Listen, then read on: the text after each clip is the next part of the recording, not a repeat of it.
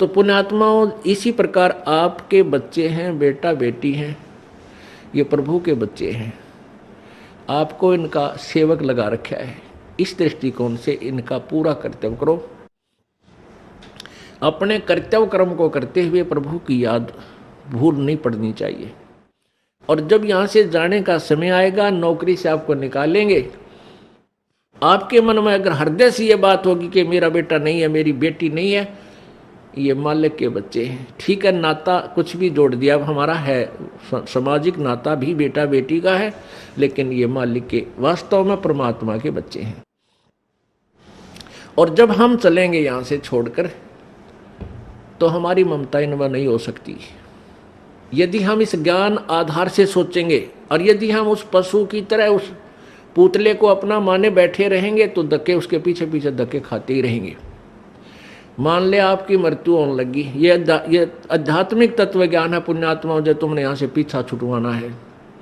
यदि आपको ये ज्ञान हुआ नहीं, भक्ति कर रहे हो, सुख भी देगा भगवान, आपके दुख भी दूर करेगा, आपको धन भी देगा, बहुत सुख कर देगा, और इस ज्ञान की भूल पड़ते ही आपको यहीं फंसा लेगा। आपकी मृत्यु होने लगी, आपके पास कोई बेटा या बेटी आकर रोने लग जाएगा, आपकी ममता उसके उधर फंस जाएगी, क्या होगा मेरे बच्चे का, कौन संभालेगा इसको। और फिर मृत्यु होगी तो आपकी आस्था उस बेटा या बेटी में रह गई।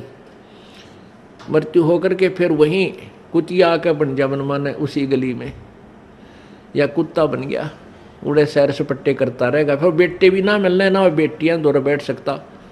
एक परिवार ने खीर बनाई थी, खीर का पात्र था, उसमें सर्फ पड़ गया, पड़ते ही वो मर गया, अंदर बैठ गया नीचे। वहाँ उनकी एक पालतू कुत्ती थी, मतलब जैसे वह वैसे पाली हुई नहीं थी, गली में घूमती फिरती, आ जाती बैठ जाती, उसको रोटी राटी डाल देती, वो वहाँ बैठ जाती थी। तो उसने क्या किया, वो सारी खीर पंजे के साथ खंडा दी, वह डाल दी, नीचे डाल दी।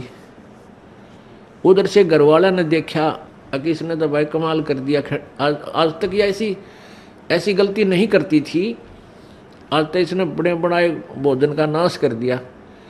उसका तुम्हारा लठ, वह तो गई ट्या ट्या करती। फिर वो खीर को संभालने लगे, बाहर नीचे पड़ी थी, वो तो पड़ी थी, अंदर झांक कर देखा उसमें कितनी बच रही है, उसमें काला सांप सर्प अंदर पड़ा। और फिर उस पूरे परिवार ने खुशी मनाई को हो, इस कुतिया ने तो हमारा परिवार बचा दिया। फिर उसने ल्याओ पकड़ कर वो आगे न बाजा के उधर लठ लाग गया।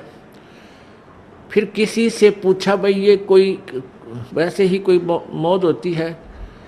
एक व्यक्ति आ गया जो थोड़ी बहुत भविष्य की या बैक की जाने था, उससे पूछने लग गया कि ये क्या कारण है, इसने आदमी भी नहीं कर सकता ऐसा काम कर दिया इस कुतिया ने।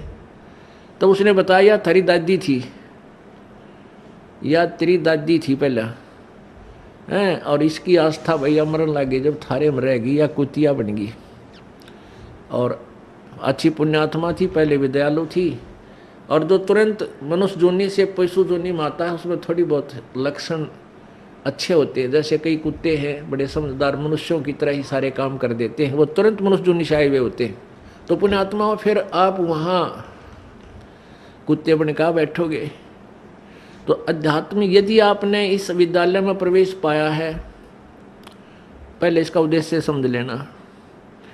इस विद्यालय का उद्देश्य है आपका यहाँ जन्म मृत्यु से सदा के लिए झंझट छुटवा देना, और सतलोक में वहाँ भेज देना जहाँ कभी दुख नहीं, कभी मृत्यु नहीं, कोई रोग नहीं, कोई कोड नहीं, कोई आपदा नहीं आती, किसी चीज का अभाव नहीं, जहां हम पहले रहते थे। अब जब तक आप मालिक के चरणों में रहोगे तो यहाँ का सुख तो आपको मिलेगा। आपके भाग्य में ना होगा तो भी दाता आपको देगा। ये दयालु है, ये समर्थ है, इसके पास फुल पावर है। और फिर आपकी मृत्यु तो होगी, क्योंकि यहाँ तो कोई रह ही नहीं सकता। इस मिट्टी के खिलौनों में कितने दिन रह सकता है? हजार वर्ष तक भी जीवित रह कर देख लिया ऋषियों ने अपनी अटकलों से, आखिर में फिर मृत्यु हुई। यहाँ तो मृत्यु होगी, वो दिन तो डेफिनेटली आओगा जिस दिन आपने यहाँ छोड़ना ही पड़ेगा, चाहे कितना काम रह रहा हो। आज जो स्थिति आपकी है, यदि आप इसको अभी से सेट करके चालोगे कि परमात्मा आपकी इच्छा कभी ले चलियो, यदि आपने मोक्ष उद्देश्य रखना है, उसमें फिर अग्रम अग्रम नहीं रखनी कि यूँ काम रह गया, ऐसा नहीं हुआ, भगवान इतना और हो जाता फिर काम बने, नहीं। चाहे कभी कहे परमात्मा, चालन की तैयारी करनी पड़ेगी आपने।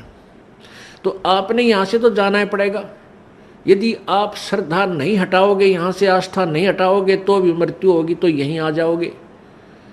इस ज्ञान को आधार बना के और परमात्मा को साक्षी रख के जब भी चालन की तैयारी आवे, किसी समय आ जा, सहर्ष चल पड़े कि कभी ना कभी तो पीछा यहाँ से छुटवाना ही पड़ेगा।